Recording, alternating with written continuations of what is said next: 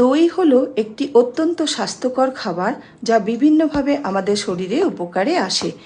আজকে আমার রেসিপি হলো রায়তা। এই রায়তাটা খেতে অসাধারণ হয়, অনেকটা দই বড়ার মতো, কিন্তু এটা দই বড়া নয়।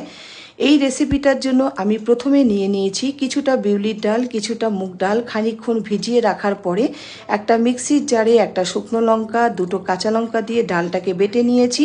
সাথে নিয়ে নিয়েছি 1 প্যাকেট দই, দুটো শসা, একটা বাটিতে দই, দুধ আর শসাটা গ্রেট করে নিয়ে স্বাদ মতো চিনি, লবণ আর দিয়ে দিয়েছি গোলমরিচ গুঁড়ো, ভালো করে ফেটিয়ে নিয়েছি। ডালের মিশ্রণের মধ্যে দিয়ে দিয়েছি 1/2 টিস্পুন রিফাইন তেল, কিছুটা জোয়ান, ম্যাজিক মশলা, গোলমরিচ গুঁড়ো আর স্বাদ মতো নুন, চিনি দিয়ে ভালো করে ফেটিয়ে নিয়ে বড়াগুলো ভেজে দইয়ের মিশ্রণের মধ্যে দিয়ে দিয়েছি। ফোড়নের জন্য দিয়ে দিয়েছি কারি পাতা, শুকনো লঙ্কা, সর্ষে। ফোড়ন দিয়ে বাটিতে ঢেলে ওটা ঢেকে রাখতে হবে। খেতে অসাধারণ হয়।